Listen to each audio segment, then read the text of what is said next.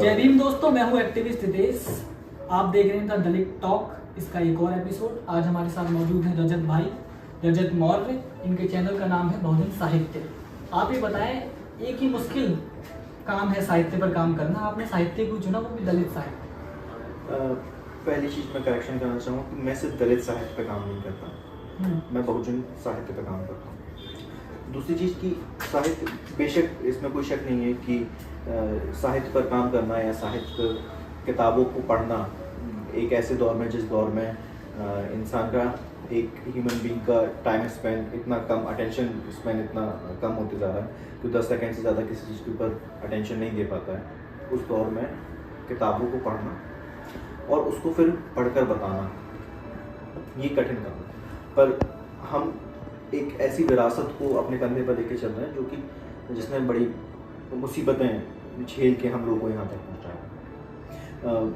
ये कहानी आप सबने सुनी होगी कि एक बार एक जर्नलिस्ट जाता है नेहरू के पास और गांधी के पास इंटरव्यू के लिए, तो वो उनको भगा देता है। ये एक कहानी है बाबा साहब के से जुड़ी हुई। लेकिन जब बाबा साहब के पास जाता है तो वो रात में भी उनको इंटरव्यू देते हैं और वो पूछता है जर्नलिस्ट बाबा साहब से कि आपने ऐसा क्यों किया, इतने बड़े लीडर्स हैं, इन लोगों ने मना कर दिया, आपने मुझे टाइम दे दिया, ऐसा क्यों? तो बाबा साहब कहते हैं कि उनका जो समाज है वो जागा हुआ है इसलिए वो सो रहे हैं, मेरा जो समाज है वो सोया हुआ है इसलिए मैं जाग रहा हूँ। और वो जागकर क्या प्रोड्यूस कर रहे थे उस वक्त? वो था लिटरेचर। हम जितना लिटरेचर पढ़ नहीं पा रहे हैं उससे 10 गुना या मैं कहूँगा 20 गुना या 25 गुना लिटरेचर हर साल प्रोड्यूस हो रहा है। पर उस लिटरेचर का करोगे क्या? क्या सिर्फ आप वो लिटरेचर पीएचडी करने के लिए कर रहे हो? आप इसलिए कर रहे हो कि एक अपर क्लास जो वर्ग है उस वर्ग में आप स्थापित हो जाएं, आप दलितों के ऊपर, आदिवासियों के ऊपर हुए अत्याचारों के ऊपर कहानी लिखकर आप फेमस हो जाएं, आप अवार्ड जीत लें, या आप ये चाहते हो कि उनकी जो कहानी है उन तक पहुंचे? क्योंकि दलित साहित्य हो या बहुजन साहित्य हो, ये आम जनमानस का साहित्य है। 85% जनता हमारी है देश के अंदर, तो वो उसका जो साहित्य है, उसकी जो कहानियां हैं, उसका जो स्ट्रगल है, वो उस तक पहुंचना भी तो चाहिए। इसलिए मैं साहित्य पर काम करता हूँ। मैं उस साहित्य को पढ़ता हूँ क्योंकि आज के डेट में हर किसी के पास पढ़ने का समय नहीं, तो मैं कोशिश करता हूँ कि उसको छोटी रील्स के माध्यम से या वीडियोस के माध्यम से उन तक पहुँचा पाऊँ। आपने दलित वर्ड की बात की, दलित वर्ड पर आपका जो पर्सनल ओपिनियन रहा है वो थोड़ा सा डिफरेंट रहा है, उसको थोड़ा सा डिफरेंशिएट कीजिए आप। दलित वर्ड, इस पर मेरे भी पिछले 2-3 सालों में मैंने अपने टेक खुद के बदले हैं, जैसे जैसे मेरी समझ का विकास हुआ। और ये एक ह्यूमन प्रोसेस है। हम जैसे जैसे समझदार होते हैं, मैच्योर होते हैं, तो हम चीज़ों के ऊपर अपने अलग अलग पर्सपेक्टिव रखते हैं। तो दलित वर्ड के ऊपर एक वक्त था मैं उसको ओन करता था, आज भी मैं ओन करता हूँ, बट आज थोड़ा कम ओन करता हूँ उस आइडेंटिटी। उसका रीज़न मैं आपको आगे समझाऊंगा कि जैसे बाबा साहब लिखते हैं, caste is the notion of mind, patriarchy is also the notion of mind. Dalit जो वर्ड है इसके साथ कुछ भाव जोड़ के आते हैं। मैं उन भावों को, उस मानसिक स्थिति को मनोविज्ञान की भाषा में समझने की कोशिश करता हूँ कि दलित की अपनी एक मनोस्थिति है, उसका एक अपना मेंटल स्टेट है दलित का। जब मैं उसको समझता हूँ, आज जो मैंने अपना स्टैंड चेंज किया है कि अब मैं दलित वर्ड को उतना ओन नहीं करता हूँ, इट्स जस्ट बिकॉज कि it's a state of mind of a human being. अगर कोई दलित वर्ड को सपोर्ट कर रहा है और कोई रिजेक्ट कर रहा है, तो उसमें आप किस तरफ जाएंगे? मैं दोनों के साथ हूँ। अगर वो आपस में लड़े तो उनको क्या समझेंगे? मैं बस उनको समझाऊंगा। देखिए, इस चीज़ को आप इस तरीके से समझिए, मैं उदाहरण से समझाता हूँ कि बुद्धिज्म में एक भिक्खु होता है, एक अरहंत होता है, एक बोधिसत्व होता है और एक बुद्धा होता है। ये 4 पद हैं। इनको डिवाइड किया गया है इनके मेंटल स्टेट के अकॉर्डिंग।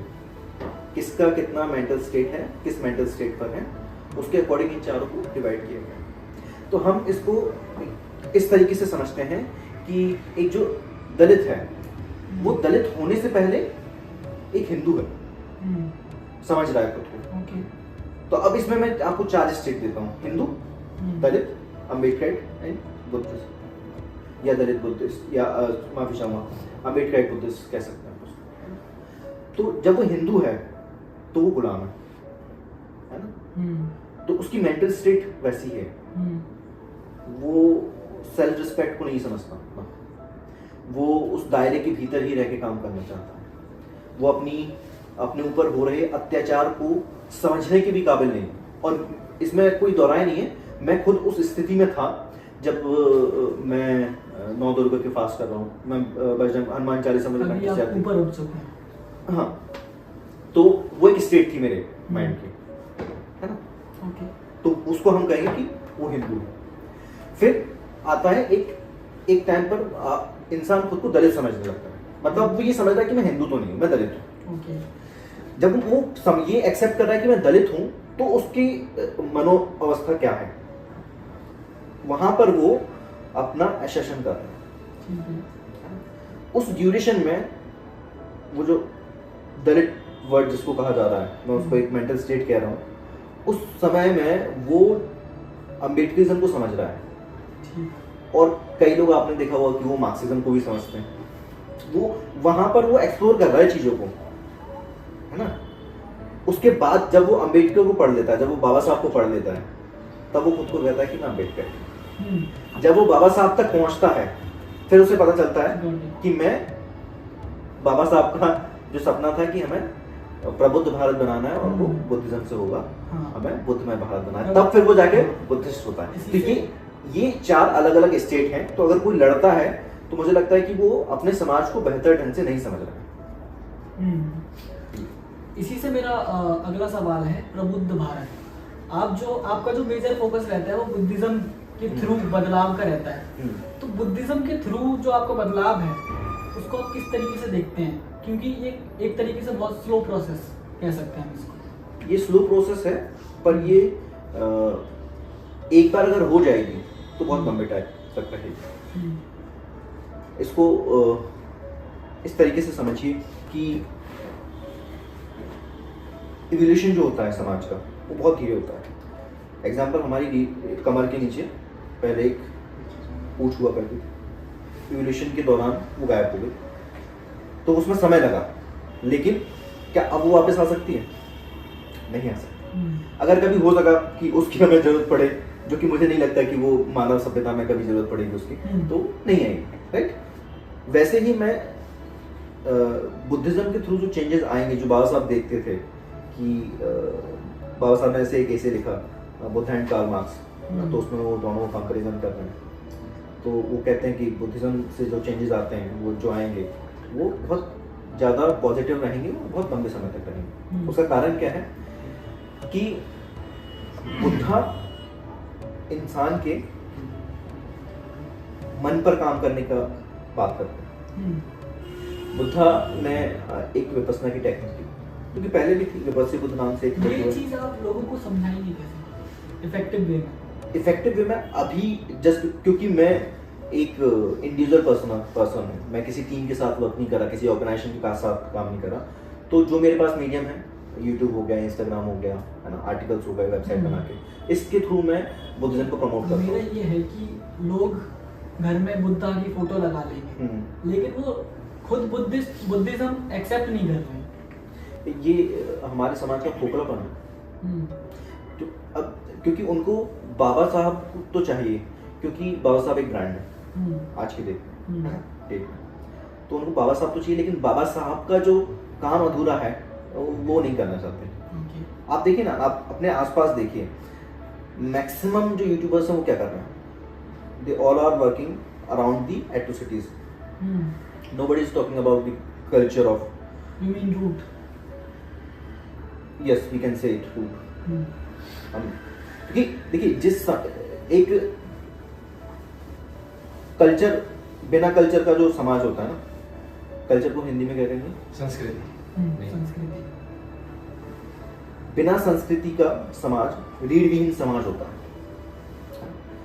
दलित, ये बाबा साहब ने भी कहा है, कई और स्कॉलर्स ने कहा है कि आज जो दलित हैं, जो खुद को दलित कह रहे हैं, या जो अछूत हैं, या जो पंचम वर्ण हैं, या जो वर्णा सिस्टम के बाहर हैं, वो एक समय पर बुद्धिस्ट थे, उनका अपना कल्चर था। वो कल्चर आज की डेट में उनके पास नहीं। वो कल्चर, जिस कल्चर को अपना मान रहे हैं, वो कल्चर आयातित है, वो किसी के द्वारा थोपा गया है उसके ऊपर, वो उसका कल्चर नहीं है। समझ रहे? ओके। तो जब तक हम कल्चर के ऊपर काम नहीं करेंगे हम कुछ भी नहीं कर सकते। एक शायद काशीराम साहब का एक कोट है कि जिसकी सांस्कृतिक जड़ें मजबूत नहीं होती उनकी राजनीति मजबूत नहीं होती, इस तरह का कोट है। हो सकता है कि सामाजिक, हाँ, सामाजिक जड़ें। हाँ, मैं इसको सांस्कृतिक कहता हूं। अगला सवाल है, अगर कोई खुद को नास्तिक क्लेम कर रहा है और कह रहा है कि मैं नास्तिक ही हूँ, मुझे बुद्धिज्म को एक्सेप्ट नहीं करना है एज अ रिलीजन। डिलीजन है। कैसा डिलीजन? नास्तिक की आमतौर पर परिभाषा क्या होती है कि वो किसी भी पारलौकिक चीज में विश्वास नहीं करता। ओके। बुद्धा क्या कहते हैं बताएं। कि दुनिया में कोई भगवान वगैरह नहीं, जो कुछ है इस धरती में आपके जो कर्म है वो आपकी नीति का निर्धारण करते हैं। आपका जैसा चयन होगा वैसा आपका नीति होगी। ओके। तो अब मुझे एक चीज बताओ, अगर कोई खुद को एथिस्ट कह रहा है और वो बुद्धिज्म से अलग रखना चाहता है खुद को, कैसे संभव है? वो कह रहा है कि अभी जो बुद्धिज्म के हालात हो गए हैं वो एक तरीके से धार्मिक रूप में आ गया है, मैं उसको एक्सेप्ट नहीं करना चाहता, मैं बुद्धिज्म की कोर फिलोसफीज को मान रहा हूँ और खुद को एथिस्ट क्लेम कर रहा हूँ। तो बुद्धिज्म की कोर फिलोसफी थेरवाद में है, हीनियन में है। बुद्धिज्म की बहुत सारी ब्रांचेस है ना, इन ब्रांचेस पे भी आएंगे। जैसे बुद्धिज्म में हीनियन, थेरवाद जिसे कहा जाता है। थेरवाद से फिर निकल के आता है महायान, ठीक है, फिर महायान से निकल के आता है वज्रयान, फिर वज्रयान से निकल के आता है तंत्रयान। बुद्धिज्म अगर जापान पहुंचा तो वो जैन बुद्धिज्म हो गया। बुद्धिज्म जब 7वीं 8वीं सदी में जब इधर तिब्बत साइड पहुंचता है तो वो लामा बुद्धिज्म हो जाता है। तो बुद्धिज्म के कई जगह पर गया और उसने उसी तरह उसमें ढल गया, वो उसकी कोर फिलोसफी वही थी।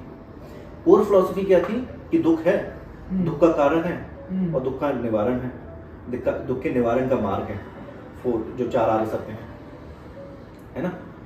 तो कोर फिलोसफी तो सभी जगह रही, उसको कोर फिलोसफी को अप्लाई करने का सबका तरीका अलग अलग रहा, है ना। कुछ चीजों पर कुछ लोग एग्री हुए, कुछ चीजों पर एग्री नहीं हुए, इसलिए तो हमें इतने सारे ब्रांचेस देखने को मिल रहे हैं। तो ये अगर कोई व्यक्ति खुद को ये कह रहा है कि मैं एथिस्ट हूं, तो मेरे हिसाब से वो एक भ्रम में जी रहा है। आप अगर एथिस्ट खुद पर वो गलत है या सही है? मैं उस पर एज अ वर्कर मेरा इस पर ये नहीं क्लेम करूंगा कि वो सही है गलत है, लेकिन मैं बस ये इतना कह सकता हूँ कि वो भ्रम में है ना। मैं इंसान हूँ, है ना, मैं 2 पैरों पर चलता हूँ, सोचता समझता हूँ, इंसानों की तरह खाना खाता हूँ, लेकिन अगर मैं ये कहूँ कि मैं इंसानियत में विश्वास नहीं करता या मैं इंसान नहीं हूँ, तो क्या आप मुझे यही कहोगे ना कि ये भ्रम में है? आपकी सारी फिलॉसफी जो एथिस्ट जो लोग क्लेम कर रहे हैं, अगर उसमें से मोरालिटी को ऐड कर दिया जाए तो वो सारी फिलॉसफी तो बुद्धिज्म में है ना। बुद्धिज्म क्या कह रहा है? आपको कुछ अलग चीज करने के लिए नहीं कह रहा ना। बुद्धिज्म ने क्या कहा कि दुनिया में कोई भी कार्य हो, दुनिया में कुछ भी घटना हो रही है, उस घटना के घटित होने का कारण है। Do you agree with current form of Buddhism or core Buddhism? I agree with the philosophy of Buddha. Core philosophy you mean? Okay. Next मेरा सवाल है, बुद्ध ने प्रेम की बातें की है ना, एक दूसरे से प्रेम करो, करुणा का भाव रखो, लेकिन आजकल हमारा जो सोशल मूवमेंट है उसमें एक तरीके की मोरालिटी के नज़रिए से लोगों को देखा जाता है कि अगर कोई समाज में काम कर रहा है तो वो प्रेम की बातें नहीं कर सकता, है ना। और आपकी स्टोरीज से आपको ऐसे उदासीन क्रांतिकारी देखते हैं कुछ लोग, तो इसको थोड़ा सा अपने शब्दों में जस्टिफाई करें। देखिए, सब चूंकि मैं भी एक इंसान हूँ, मेरी उम्र लगभग 30 साल है। इस 30 साल में मैंने अपने जीवन में कुछ ना कुछ तो फेस किया ही होगा, है ना। उसके हिसाब से मेरी एक मनोदशा बनी, तो उसमें कुछ ट्रॉमा है, कुछ अच्छी यादें हैं, वो रिफ्लेक्ट होते हैं मेरे इंस्टा अकाउंट पर। तो जब मैं दुखी होता हूँ तो उस पर कोई दुखी वाला से स्टेटस होता है, जब मैं खुश होता हूँ तो खुश वाला से स्टेटस होता है ना। क्योंकि मेरे जैसे लोग जो होते हैं वो बड़े अकेले रहते हैं कि हम सिर्फ अपने आप से तो हम लड़ चुके होते हैं, हम फिर अपने परिवार से लड़ रहे होते हैं, हम फिर अपने समाज से लड़ रहे होते हैं। आप देखते हो कि मैं अपने कम्युनिटी को भी कई बार क्रिटिसाइज़ करता हूँ कि आप इतने सालों से आप एंटी कास्ट मूवमेंट चला रहे हो, है ना, और आप अपनी जाति में शादी करते हो। आज तो कोई आपको ब्राह्मण बताने नहीं आ रहा कि नहीं तुम्हें अगर तुम जाटा हो या चमार हो तो चमारों में शादी करनी पड़ेगी। तुम तो यंग हो ना, तुम तो बात आपको पढ़ लिया ना, तुमने तो बात आपको पढ़ दिया ना, तो तुम तो जाके इंटरकास्ट मैरिज करो। इंटरकास्ट मैरिज का मतलब ये नहीं है कि आप सिर्फ अपर कास्ट में करो, दलितों में ही इतनी सारी कास्ट है उनमें कुछ कर लो ना। तो यहाँ से ये सारी चीजें निकल के आती हैं, तो उस तरह से मेरी स्टोरी रहती है। अगर किसी को अपनी ही कास्ट में प्रेम हो जाता है फिर वो एक अलग बात, वो एक अलग बात, ये क्लियर कर रहे हैं, ठीक है। देखिए प्रेम जो है, प्रेम को क्रांति का हथियार होना चाहिए था, क्योंकि कोई क्रांतिकारी अगर है, मैं भी ये मानता हूँ कि अगर कोई प्रेम ही नहीं है तो क्रांतिकारी नहीं है। प्रेम, लव जो है ना, प्यार जो है वो अपने आप में क्रांति है।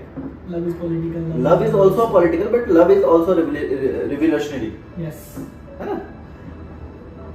जिस हथियार को इतना क्रांतिकारी होना चाहिए था, आज हम उस हथियार को कितने गलत तरीके से इस्तेमाल होते हुए देखते हैं। देखो इसको इस एग्जांपल से समझो कि आज से 10-15 साल पहले एक माँ बाप जब अपनी लड़की के लिए रिश्ता देखने जाते थे तो उनके कुछ सर्टेन पैरामीटर्स होते थे। उनके पैरामीटर में पहला ये होता था कि वो हमारी जात का, दूसरा ये होता था कि सरकारी नौकरी हो या फिर खानदानी रईस हो, तीसरा होता था कि वो शकल सूरत से कैसा दिखता है, ठीक है।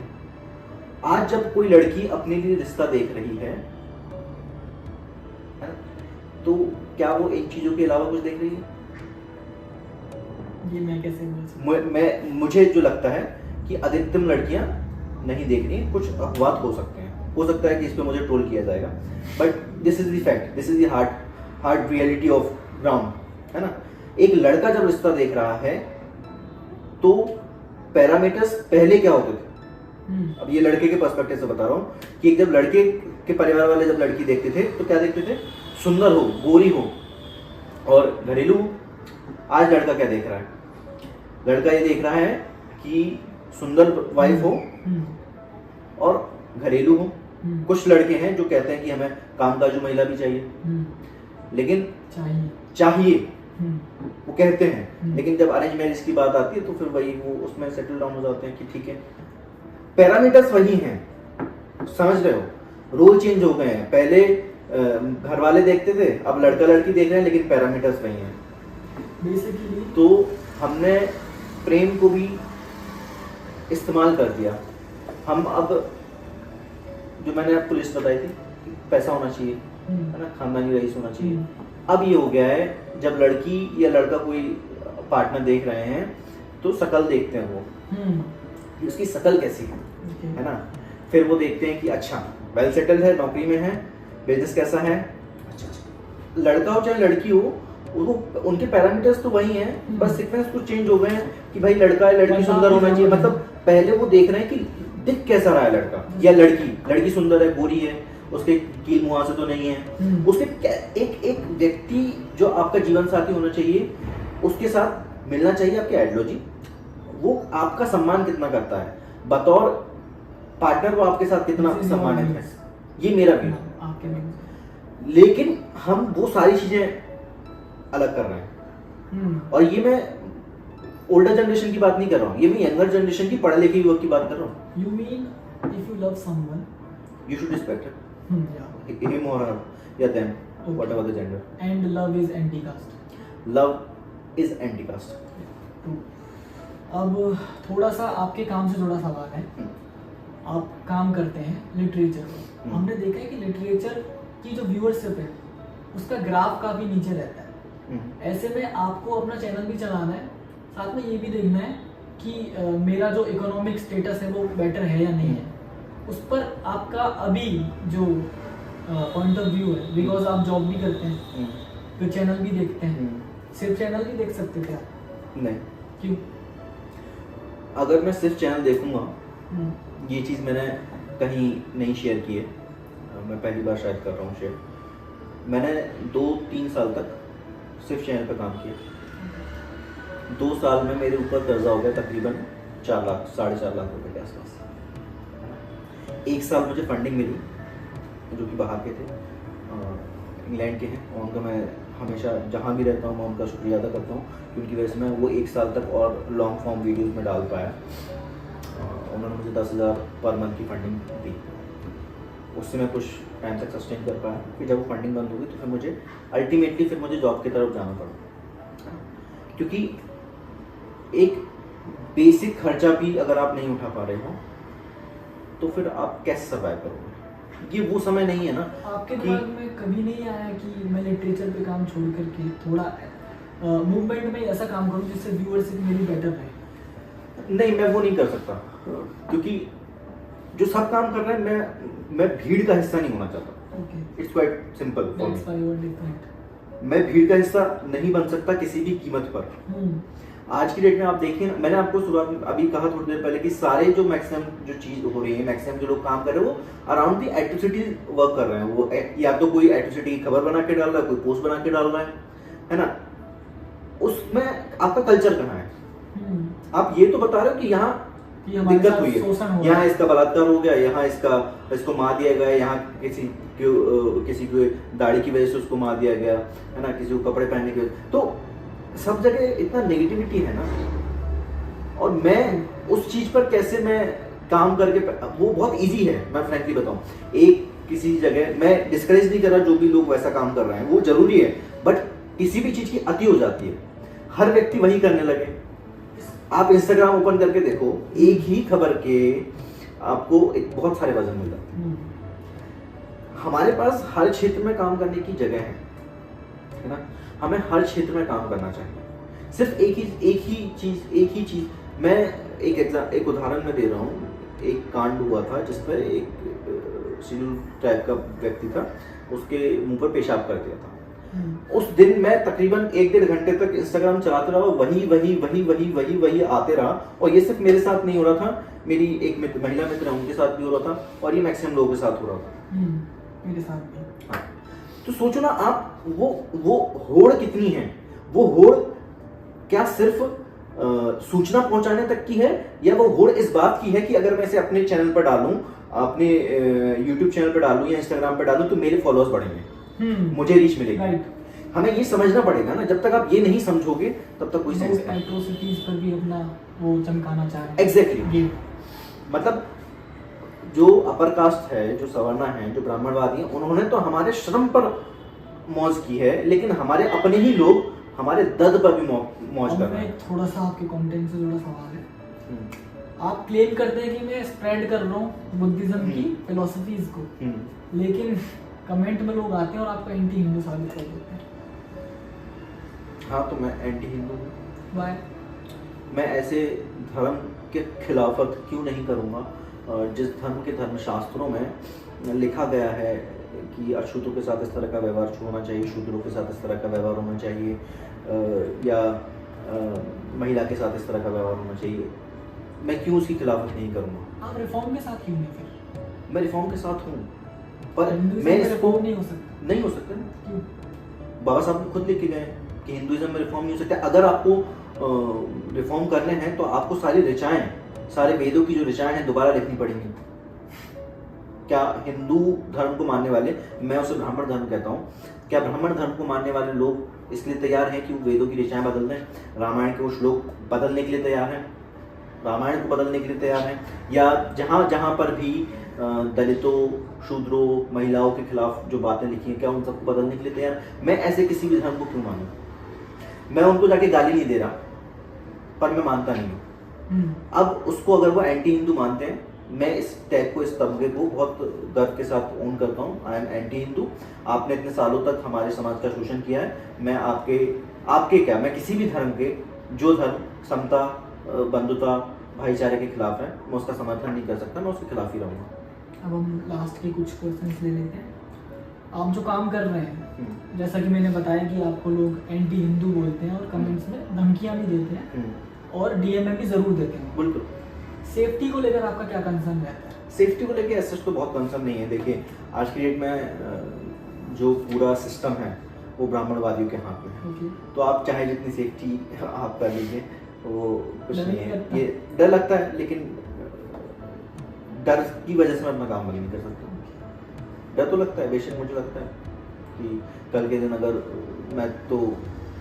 अगर मुझे कल के दिन लिंच कर दिया जाए या पुलिस मुझे किसी झूठे केस में अरेस्ट कर ले, तो मेरे जो फैमिली मेम्बर्स हैं उनको शायद 3-4 दिन बाद पता चले, मेरे दोस्तों को शायद 2-4 दिन बाद पता चले, है ना। या अगर मेरी लाश कहीं पड़ी हो तो शायद किसी को पता भी नहीं चले। एक आध दो हफ्ते बाद लोगों को शायद कि हाँ रजत मिसिंग है। You are first generation Ambedkarite, Yes. Right? तो फैमिली सपोर्ट करती है नहीं। आपको? नहीं करती। ओके, तो अपना आपका एक्चुअल एम क्या था लाइफ में और कैसे आप एक अम्बेडकराइट के रूप में उभर गए? ये कहानी बहुत लंबी है, थोड़े कम शब्दों में बता दीजिए। लेकिन इसको शॉर्ट में समझाने की कोशिश करता हूँ। तो मेरी लाइफ में एम, मैं ये कहूँगा कि बाबा साहब को पढ़ने से पहले, भगत सिंह को पढ़ने से पहले, शहीद आजम भगत सिंह को पढ़ने से पहले मेरी लाइफ एमलेस थी। आज मेरे पास एम है कि मुझे मेरी कम्युनिटी के लिए काम करना है, मुझे मेरे समाज की सांस्कृतिक जड़ों को मजबूत करना है। रही बात कि मैं अम्बेडकराइट कैसे हुआ, तो अम्बेडकराइट होने से पहले, जिससे आप एथिस्ट कहते हैं, किसी में विश्वास न करना, मैं उस फेज से गुजरा हूँ। ओके, मैं खुद उस फेज से गुजरा हूँ। जावेदकर वाज वन इसको ऑफ भी माय आप फेवरेट दलित वर्ड एथिस्ट। की तरह इसको कर सकते हो, जैसे आपने दलित वर्ड को किया। हाँ, इसको देखो, हर शब्द की अपना भाव होता है, और भाव है तो उसका मनोविज्ञान तो होगा ही। Okay, nice. तो उस फेज से मैं भी गुजरा हूँ। Javed Akhtar was my one of the favourite atheist in the India. Javed Akhtar कुछ सब लोग जानते आई हैं। Know that. तो मैं शुरुआती दिनों में मैंने बाबा साहब को पढ़ने से पहले भी मैंने जावेद अख्तर को सुना। एक और आप पहले प्रोफेसर, एथीस्ट बने? कह सकते हो उसको, मैं उसको एथिस्ट नहीं, अब नहीं मानता कि वो जस्ट एक प्रोसेस था मेरी लाइफ का, जहाँ पर कि मेरा भगवानों पर से विश्वास उठ रहा है, एक धर्म या एक विचारधारा से विश्वास उठ रहा है, और मैं एक दूसरी विचारधारा में कदम रख रहा हूँ। और उस विचारधारा में कदम रखते वक्त मेरा हाथ जिन लोगों ने थामा वो जावेद अख्तर के वीडियोस थे, और शहीद आजम भगत सिंह की वाई एम एथिस्ट। उसके बाद फिर मैं पढ़ता हूँ बाबा साहब की जीवनी, जो कि RD जाटा में लिखी थी, और वो भी फ्री मैंने PDF डाउनलोड करके पढ़ी। तो उस जीवनी को पढ़ने के दौरान भी मैं उसको एक बार में पूरा नहीं पढ़ पाया। मैंने पहली बार पढ़ा, और वो पहला डॉक्यूमेंट था जब मैं पढ़ रहा था, वो पहला ऐसा डॉक्यूमेंट था जिसको मैं सीरियसली पढ़ रहा था, और उसको पढ़ने के दौरान मैं कई बार रोया। बाबा साहब का जो संघर्ष है वो बहुत ही ज़्यादा रहा। आपने बाबा साहब को पढ़ा, फिर आप अम्बेडकराइट बने? हाँ, ठीक है। अंत में बस इतना ही पूछूंगा। अम्बेडकराइट बना नहीं हूँ, बट प्रोसेस में। ओके, तो फिलहाल हमारे सारे इम्पोर्टेंट सवाल खत्म हो चुके हैं। एंड में आप अपने मन से कुछ भी बात अपनी रखना चाहें तो रख सकते हैं। मैं कुछ भी बात तो सिर्फ यही कहूँगा कि अगर आप एंटी कास्ट हो तो आपको अपनी जाति में शादी नहीं करनी चाहिए।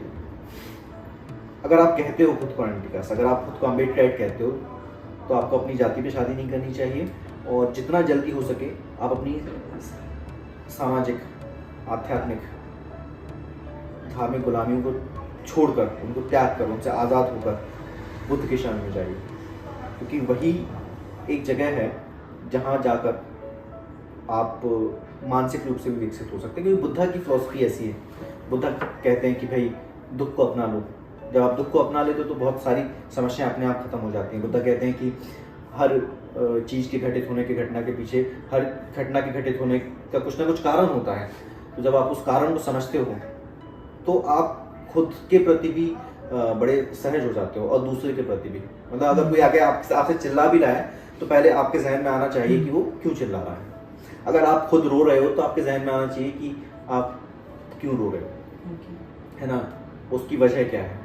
जैसे ही आप ये सारी चीज़ समझने लगते हो तो आपको समझ में आता है कि Buddhism is the way of life, जो कि बाबा साहब का दिया हुआ, मतलब दुनिया में कोई किसी को अगर कुछ बेहतरीन दे सकता है या बेहतरीन दिया है दुनिया में किसी भी शख्स ने, तो बाबा साहब ने दिया है। और हम इतने सारी दलित कम्युनिटी जो है उसको बुद्ध का थंब दिया है बाबा साहब ने, दुनिया का बेहतरीन तोहफा, उसको स्वीकार करना चाहिए। अगर आप खुद को कहते हो कि आप अम्बेडकराइट हो और आप एंटी कास्ट हो। ठीक है, तो ये थे हमारे साथ में रजत भाई, बहुजन साहित्य इनका चैनल है। इसको आप जा करके सब्सक्राइब करें। दी रजत मौर्य नाम से इनका इंस्टाग्राम हैंडल है, उस पर बहुत अच्छी अच्छी रील्स बनाते हैं, उस पर जाएँ, उसको फॉलो करें। और मेरे चैनल को भी सब्सक्राइब करें, मेरे इंस्टाग्राम पेज को भी आप फॉलो कर सकते हैं। सारे हैंडल्स आपको दिख गए होंगे। और एंड में थोड़ी सी 30 सेकंड के अंदर हमें फीडबैक दे दीजिए, कैसा था सब कुछ। It was nice. और देखो, तुम्हारे जैसे युवाओं की जरूरत है हमारे समाज में। हमें आपकी भी जरूरत है। बिल्कुल, सबका अपना एक रोल होता है ना, सबका अपना एक रोल होता है, वो सब रोल अदा करते हैं। तुम्हारा अपना एक रोल है, तुम अभी यंग जनरेशन हो, मुझसे उम्र में तकरीबन 10 साल छोटे हो, है ना। तो अगर तुम एक सही दिशा में मूवमेंट को लेके जाने वाले हो, मुझे बहुत खुशी होगी। बहुत बहुत शुक्रिया मुझे अपने चैनल पर बुलाने के लिए। बहुत बहुत शुक्रिया। Big fan sir. Thank you very much. Okay, thank you.